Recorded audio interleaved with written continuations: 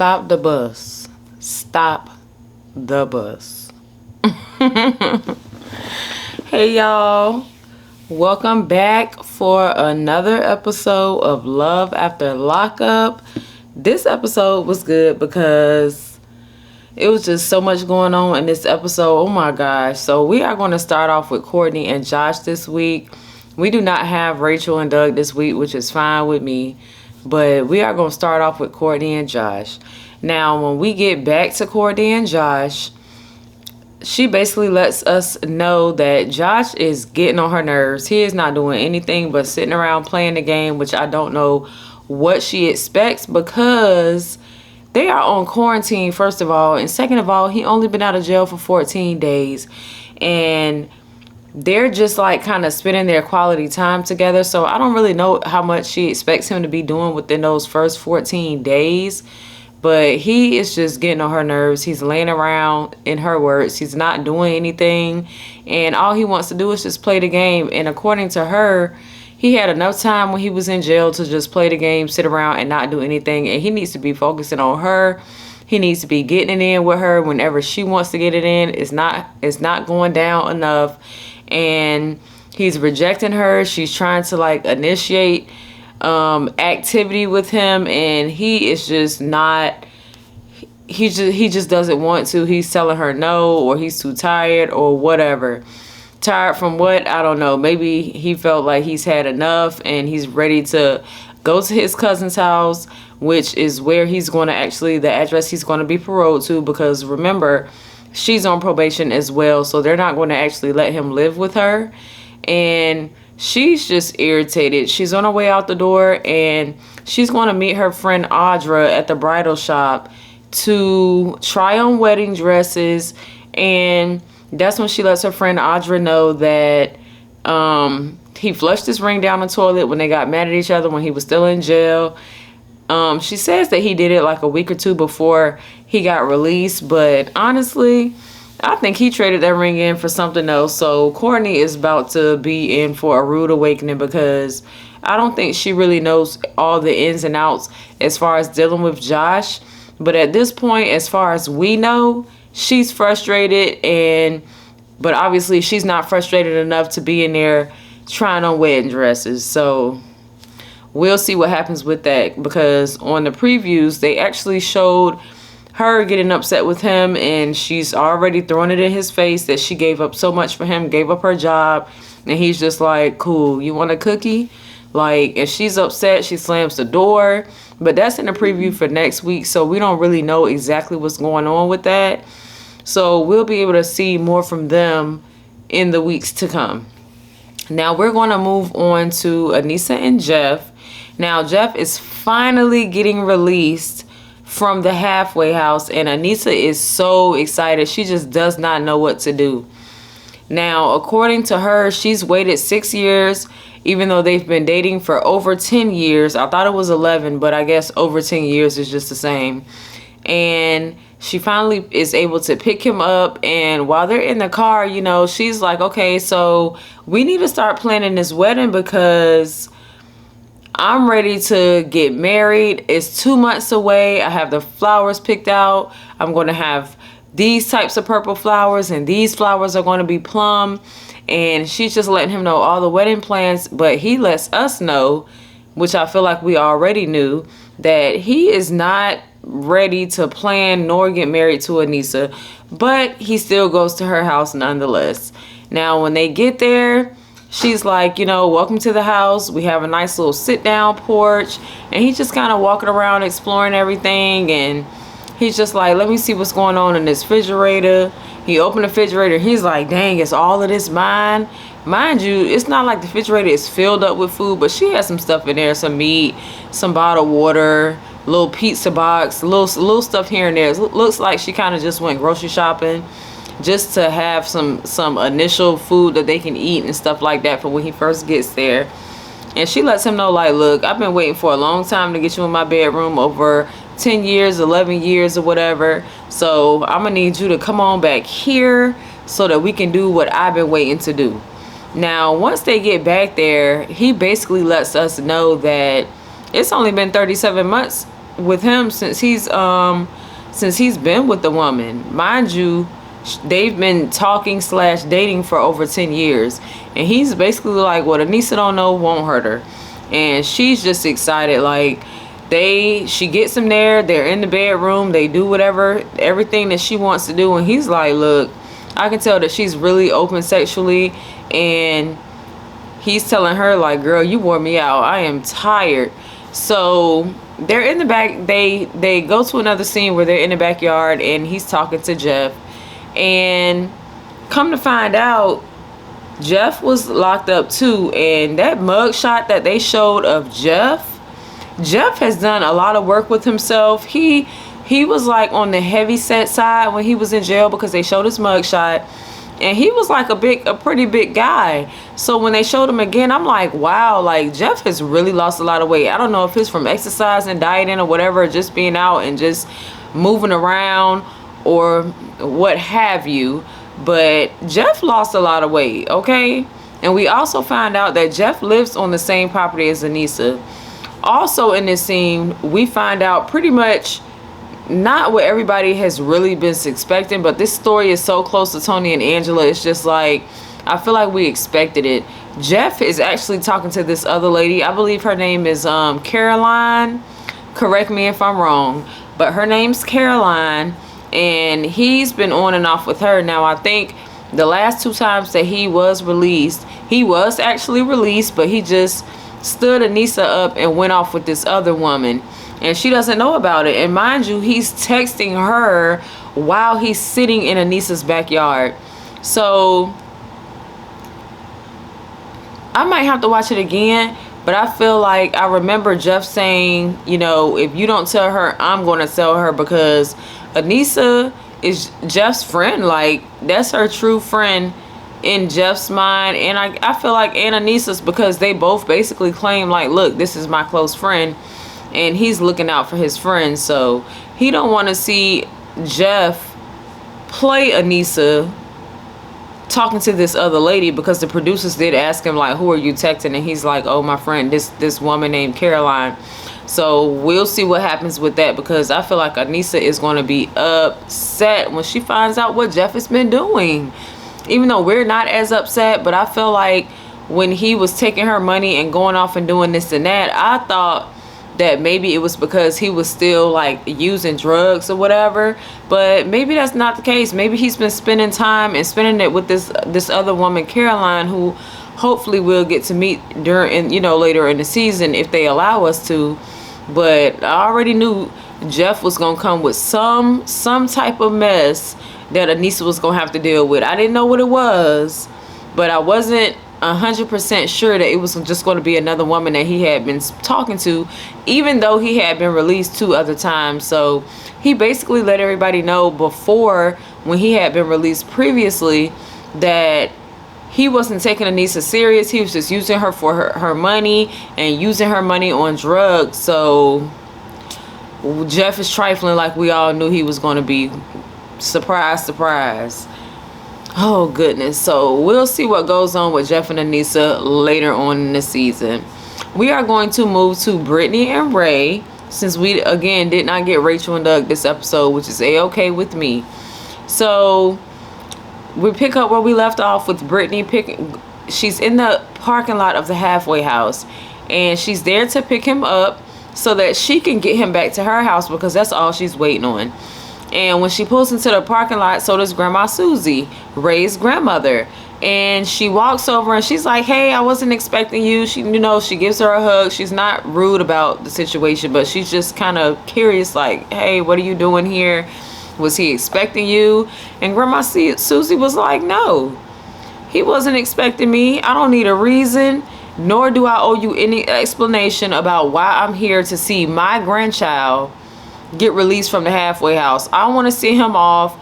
And that's what she did. Like, when he got out, of course, Brittany basically pushed she didn't push Grandma Susie out the way, but she ran over, gave Ray a hug and a kiss. And, you know, he goes and gives his grandma a hug and a kiss. Like, you can tell he's really excited. Like, his whole face lights up when he sees his Grandma Susie. And she basically lets him know, like, look, I understand y'all want to have y'all time alone. That's fine. I just wanted to see my grandson before he left. But Grandma Susie's like, look, I have my eye on Brittany, and I will intervene if I need to. And then if I don't, whether or not Ray likes it, whether or not Ray feels like it's necessary or whether he likes it or not, I will intervene if I need to. I'm here for his best interest, and she is letting it be known. So I agree with Grandma Susie. She don't know Brittany, and the only person's well-being that she's worried about right now is her grandson Ray, because she knows, the best, especially like as far as in addition to his parents and maybe other close family members, what he's going through mentally. So that could be the reason why she wants to check on him and make sure he's okay, and reassure him, like, look, your family's here, I'm here, I'm always going to be here, and there's nothing Brittany can do about that. So she just needs to get with the program. So Brittany finally gets Ray to her house, and she's just ready, like, as soon as he gets there, she wants him to be like all over her, like Stan was on Lisa or how Daonte was on Nicole. But that was not the case. Ray was like, look, maybe he was nervous because the camera people were there, but he was like, let's see what's going on in this kitchen. He likes the house. The lawn is beautiful. The grass is cut beautifully. It's something with me about having nice grass, because I just think it makes the outside of the house look so much better. But she has a nice yard, and when you go inside, when they get inside, her house is decorated like really nice. It's really clean. She has everything decorated nice for him. She has the B and the R on the wall that she was showing us before, and she's just kind of showing him around the house. And Ray's like, look, I want to see this kitchen, I'm hungry. So she's like, I'll make him breakfast, but after I make him breakfast, then I want him to we need to be doing some other things, because Brittany is just ready to get Ray into the bedroom, and she is not holding back. They're sitting in the kitchen eating, and he's saying, like, how he thinks the house is beautiful, and how he's actually really attracted to Brittany, and he can't wait to for her to have him all to herself, and for them to just be able to have that time together. So they may be on the same page as far as wanting to spend as much time together as Brittany is saying that she wants to spend with him. So, they're eating fruit. She's feeding him strawberries, and he's like, look, why don't you feed me these strawberries in the room, and we can go from there. But as far as I can tell, it does seem like they have chemistry. It seems like he's attracted to her. She's definitely attracted to him. And I'm really kind of anxious to see where their relationship goes and how everything plays out, because between them two, it could be really, really good. But then, of course, they're going to have the families, her family mixing in and his family mixing in. And once everybody gets involved, that could be one of the main reasons why they have whatever issues that they probably will have in further into their relationship. But for now, they both seem pretty much on the same page. They want to have that alone time together. They want to be together. They're both attracted to each other. He loves the house, and Brittany's super excited that he's there. So I'm actually excited for her in the moment, even though she was kind of getting on my nerves with all this stuff that she had going on in her head, like trapping him in the house and having him there. And who wouldn't want a man that's just sitting around the house waiting for you every day? So, at this point, I'm like, okay, I can kind of see this working out a little bit.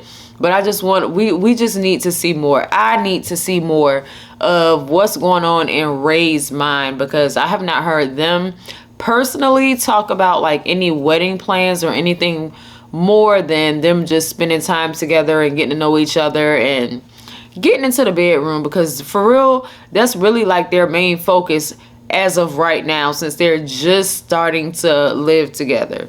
But I ain't gonna say we all know, but people who have lived with their significant others, that you don't really get to know somebody until y'all kind of get to cohabitate, live together. So we'll see how this situation plays out with them.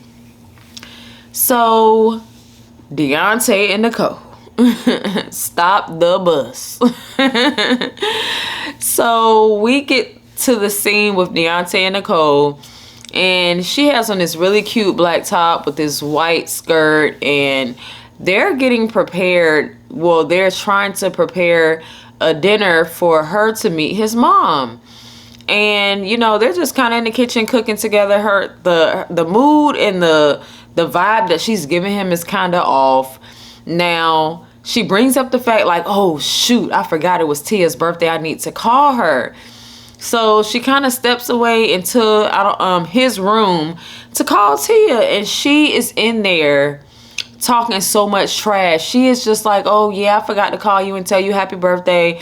I'm at Daonte's house, but I don't want to be here. I don't really want to meet his mom. I can't wait to see you. And I believe maybe Tia was sick or something like that. So she was like, oh, I want to come and take care of you, and you should come pick me up, and I can come over there or whatever. So the whole time this conversation is going on, Daonte's in the kitchen, and he's like cooking and listening and cooking and listening. He even had to take 2 steps, like, wait a minute. He steps away from the kitchen, and he's standing like kind of closer to where she is, and he's like, is she really in there talking about me? So he knocked on the door, but he knocked on the door hard. The door could not have been closed, because he knocked on the door, and the door opens as he's opening. He's like, are you serious? You really trying to play me in my own house? I hear everything you saying, talking about you don't want to be here, and talking about you want to leave and all this other stuff, and talking about just talking trash for real. I can't remember every single thing that he came in there and he was just throwing everything at her like, girl, you in here trying to make a fool out of me. Like, if that's the case, you not about to sit up here and talk about me on the phone that I bought. If that's the case, you can take all that stuff I bought you and you can get on with the get on, okay? And she was just like, what are you talking about? You can't even hear me. I wasn't even talking that loud. And he's like, I heard everything you said, girl. What are you talking about? Oh my gosh, this girl. So, Daonte finally speaks up, and he's like, look, you're not about to be doing this. Like, my mom supposed to be coming over. Like, what are you trying to do? If that's the case, you can leave. And she was like, well, I'm not going to argue with you. That's childish. That's childish. Like, do you see a child in here and all this other stuff? So she's kind of denying everything that he's throwing at her. And she's like, what's wrong with you? What's your problem? I'm not going to do this with you. I'm not doing this. So he's like, look, how is tonight going to be? Can we not have a civil night? My mom is already on her way. Like, can we get through this night, please? Without some mess going on with you. It's always something. And she's just like, yeah, all right. His mom gets there, and he goes to the door to let his mom in, and Nicole's just standing there scared with her. She's sitting there scared with that beer. His mom walking the door, and she's like you can just tell like so much is going through her mind, because his mom came in the door like, how you doing? Nice to meet you. And they sit down. They have this meal that they prepared for his mom and him and Nicole to have together. And while they're eating, his mom's just like, so, what's going on? Like, she's like, well, I love your son. I really do. And his mom was like, okay, why? And Nicole was like, well, he's a gentleman. You raised a really good man. And his mom was like, I know that. I know my son. I know all his qualities. I know his character. I know he wears his heart on his sleeve, and that's why I'm here to protect him from women like you. Okay? And Nicole is just sitting up there like, well, I've been locked up, and you already know our situation and stuff like that. So, I'm just trying to get to know him and be comfortable and all this other stuff. And his mom was like, look,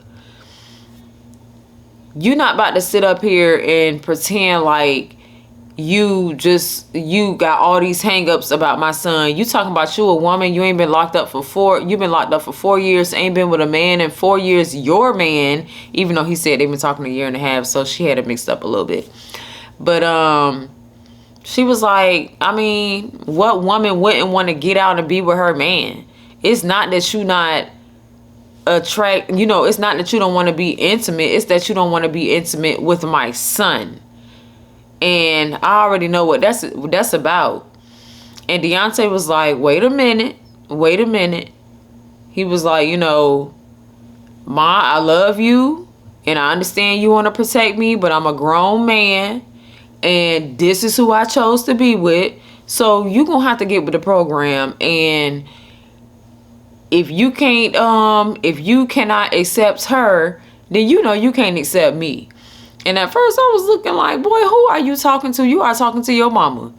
But his mama said something before I even had a chance to say something. His mom was like, you don't tell me who I can accept and who I cannot accept. If I don't want to accept her, I'm not going to accept her. Like, what are you talking about, boy? I'm your mama. I had you. You ain't have me. And Daonte, when she kind of snapped back at Daonte, he was like, yes, she said what she said. And, Nicole was trying to hit her with all that BS, that the same sob story that she been telling everybody, told Derek, the same lie. She trying to get herself to convince. And his mom was like, come on, man. You can't expect me to believe that. When they stepped out on that porch to give his mama the one-on-one interview, she was like, typical. She looked like a typical stripper, blonde heifer, pretty much. The same type he always go for. And I ain't going for it. His mom was not trying to hear nothing Nicole was talking about. Now, I know some people going to be like, girl, how you going to get on her for not wanting to be intimate with your son? But at the same time, I felt the mama, because I'm just sitting up there like, you're not about to sit up there and tell me the same BS you telling my son, because he feeds into that and you expect me to feed into that, and I'm not going to feed into it. Don't lie to me, because I know you lying. You know what I'm saying? Like, tell them lies to my son. Don't come at me with that. His mama is tired of it, because she done already went through it with him and that other girl that he had got locked up. That he was with when she got out of jail, and she see a lot of similarities, and she don't want her son to go through the same thing that he was going through. But at the same time, Daonte was right. He is grown. He can make his own decisions. He can make his own mistakes. He can be hurt as many times as he wants to. But of course, that's his mama. She always gonna try to protect him. But I'm just glad that they're in a space where Nicole don't feel like she got the upper hand. Like, she's had the upper hand. It seems like the upper hand this whole season, these whole first couple of episodes. And now when his mama came to that table, she didn't really have too much to say, because his mama was calling BS left and right. His mom was like, girl, he even got a doggone blow up doll in the room. You think I want my son to have a blow up doll in the room? So they meet, his mom leave, and I don't know how Daonte was feeling about that meeting with his mom, but he's driving her to the house and back to her mom's house, and he like, I'm gonna walk you to the door, I'm gonna send you off how I usually do. And she like, no, you ain't gotta walk me to the door. My mama gonna wake up, the dog's gonna be barking. You can just drop me off here. I'm good. I'll be all right, even though it's dark as I don't know what outside. I'll be all right. I'm gonna just go and go on in the house, and you can just go on about your business. Now, Daonte goes up the street, and he said something told him to turn around. Now, I know to some people, they're gonna be like, bruh, that was creepy. You basically dropped her off and pretended to leave, but you didn't leave. But I felt like he knew, I feel like men have intuition too. And I feel like he knew something was off. So he was like, you know what? Out of all the times I done dropped her off, she ain't never went and sat on that porch. So I'm going to pull over here and see what she doing. Yes, some people going to say that's creepy. Yes, some people going to say that's crazy. But let's not pretend that most of y'all or half of y'all or whatever that's watching this whole thing play out ain't did the same thing with somebody else that you knew was lying. You dropped them off and circle back around to see if somebody was going to pick them up or whatever. I ain't say I did it. But I'm saying I can see it happening as far as other people doing it, but then still will turn around and judge him for doing the same thing. Because when he did it, I was like, okay, you know what? You sit in that car, you looking a little crazy. But his crazy, his little crazy, whatever was going on in his head, it paid off because she had sat on that porch. She thought he was gone. She called the Uber because it was a man that was coming to pick her up. But she was going to get in the back seat. So I don't think that was Tia or nothing like that. And Daonte, when he saw that, he cut them lights on, pulled back up. And he had said, Nicole, what you doing? So you just gonna play me like this? You know what I'm saying? And they kind of left it off there with them. But in the preview, they do show him kind of going off like throwing all her stuff out the car. And he was like, oh, you trying to play me like, God dang, you just met my mama. You just met my mama. And you gonna betray me like this? Cause his mama made a comment. She was like, you not comfortable being intimate with, same thing Daonte said, you're not comfortable being intimate with my son, but you comfortable enough to ask him for money. And when she said that, Nicole ain't have nothing to say, or they edited that part out. But it's true. She knows she using him. And his mama knows she using him. But when he had seen that Uber pull back around, all niceness just went out the window. And honestly, a lot of that nice guy act went out the window when he heard her in that room talking about him like a dog to Tia. Now, I know some people gonna be like, you know what, Daonte, he just creepy. He was wrong for doing that. He should have dropped her off left. He should have been dropped her. She playing him. How can't he tell? Like, I feel like people give Daonte such a hard time, but I feel like it's hard for me to do that because I identify with him on a certain level, because I wear my heart on my sleeve also, and I'm not scared to put myself out there to be hurt and see if something works. If it work, it work. If it don't, it don't. And then you just move on. I'm not gonna get depressed about it. Not to put nobody else down that doesn't handle situations like that well. But I'm not gonna be depressed about it.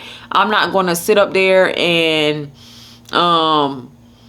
be in a funk. I'm not gonna block myself out from the world for months and weeks. It don't take me that long to get over it. It did not used to take me that long to get over things like that. You know what I'm saying? So I do identify with him, and I know a lot of people feel like, shoot, if if Nicole playing him and he letting it go down, then that's what he deserved. And they could be right too. You know what I mean? Like, that could be a lesson for him. Like, look, these are the type of women that you need to stay away from, and you just not. If this what you attracted to, there's women out there that look like her that don't have that same character. But I tell you what, Daonte said the gloves is off. I'm tired of you playing me. I've been seeing signs left and right, and I think after he kind of tried to solidify it with her and like, look, I'm really into you. I'm introducing you to my mom. Because honestly, that's what some women be waiting on. Like, dang, I'm rocking with you and we together and stuff like that. You ain't introduced me to your mom. You ain't introducing me to no family. Like, you're not taking me serious. So I feel like he's doing certain things to let her know how serious he is about her. But it's taking him a while to realize that she's not serious about him.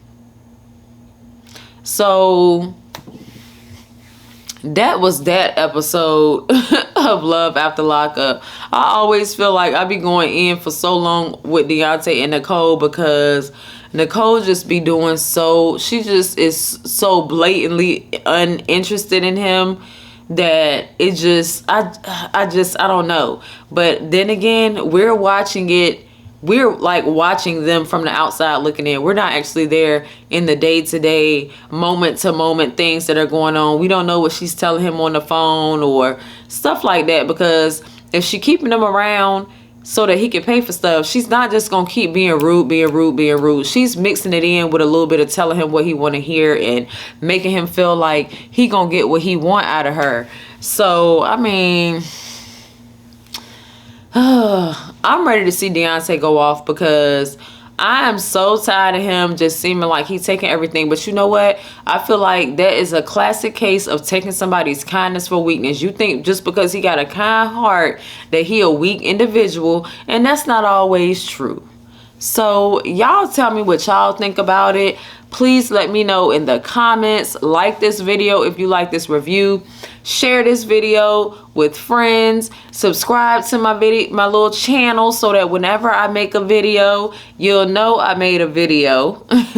Especially about Love After Lockup, you know. And I really enjoy this show, so it would be really cool to get into some discussions and stuff with other people that also enjoy this show as well.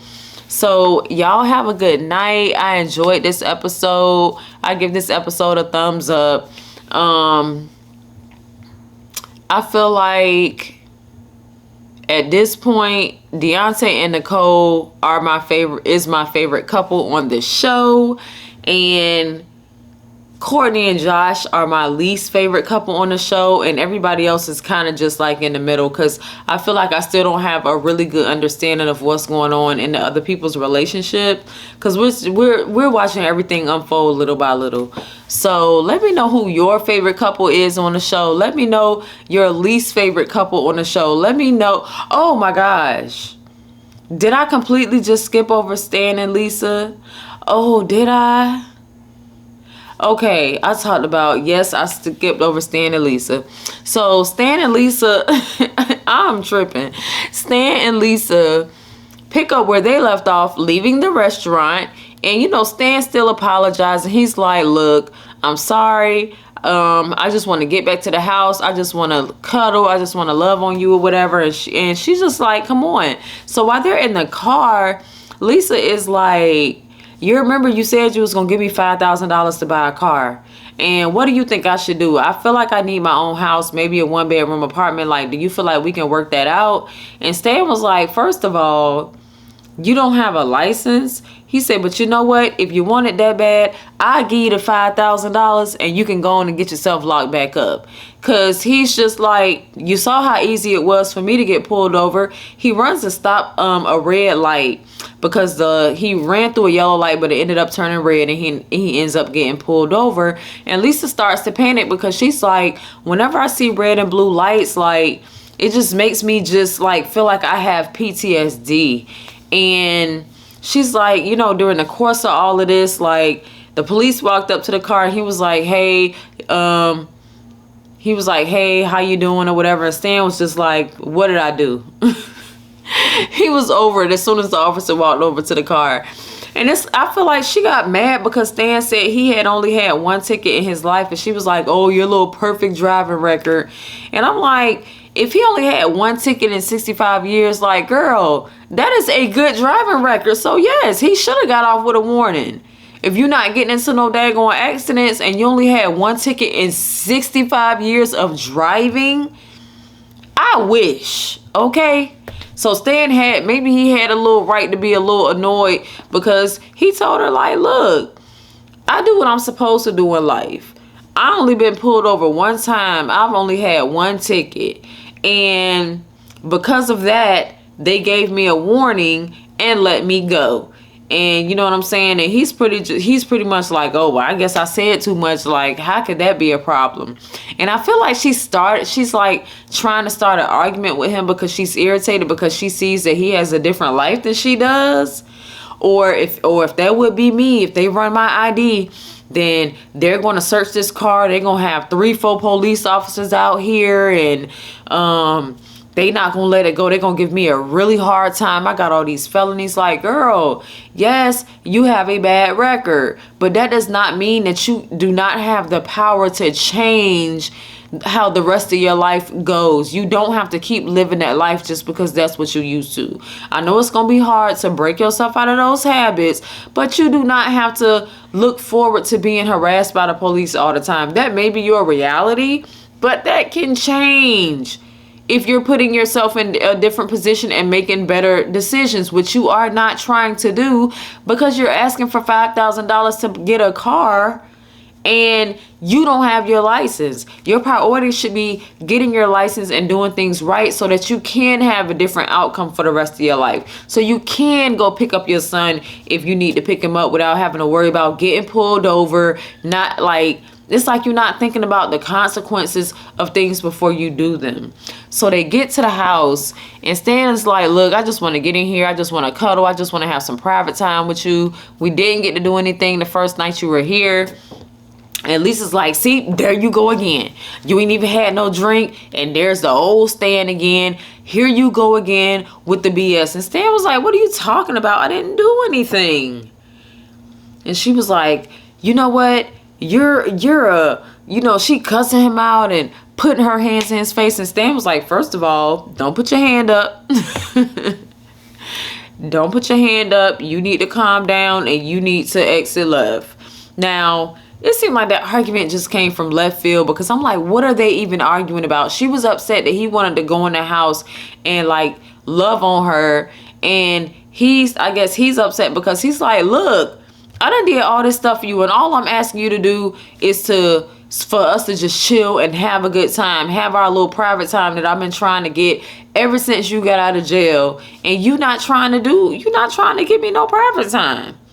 And in my mind, I'm like, okay, don't nobody really owe nobody nothing. But at the same time, she took all that help from him, calling him, having him accept them collect calls. He paying for her hotel. He's financed this, paid for that. And it's like, you want the benefit of being in a relationship with him, but you don't want to do the things that you would normally do, or that you would normally do being someone's girlfriend. Like, you already got it in with him, so it's not like it would be a first time deal for y'all. And you know, Stan gets fed up and he's like, you know what, just go. If that's how you feel about it, go.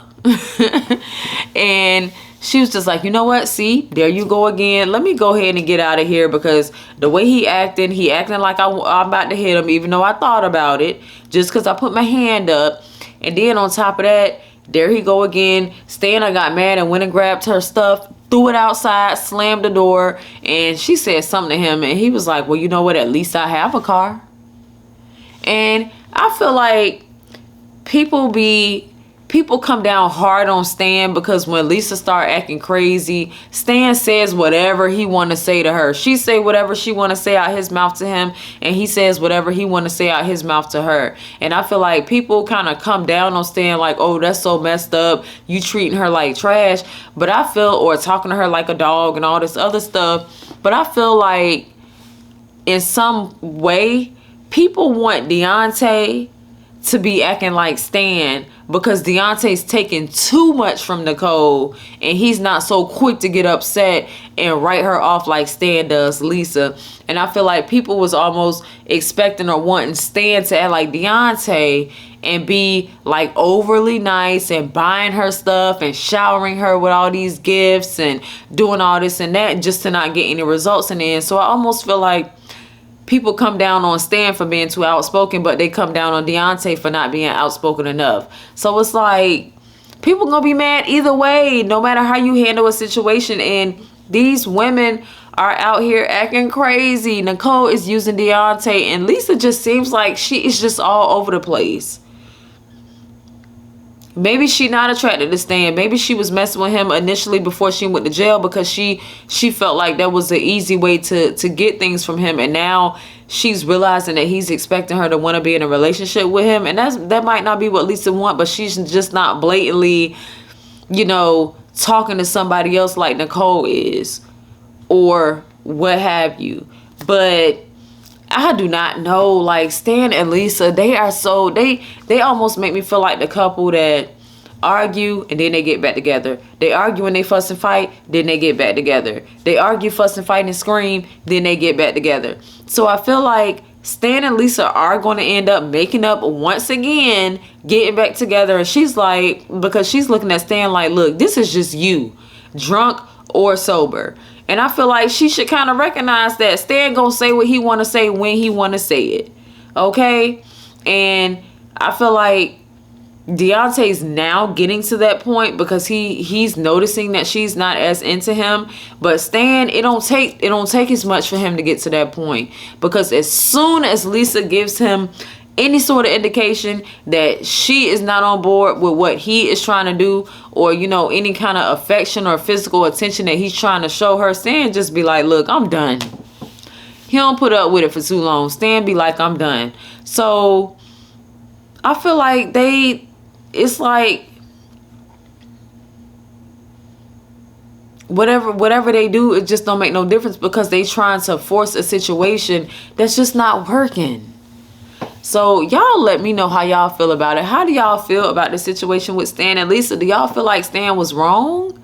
Or do y'all feel like Lisa was just starting an argument for no reason?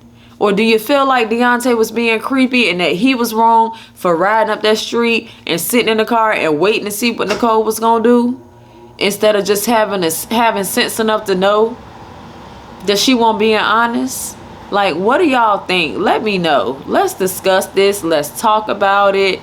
So again, now I can say this is the end of this video. Until next time, until this next episode of Love After Lockup comes on next Friday, I will see y'all. Thank y'all for watching. And again, like my video, share my video, subscribe so that you can see more reviews for Love After Lockup, because I believe there is another season coming out in August. I saw that somewhere on Instagram, so we'll see what's going on with that. But in the meantime, I'll see y'all next Friday, and I want to hear from everybody. All right, good night, y'all. I'll see y'all next time.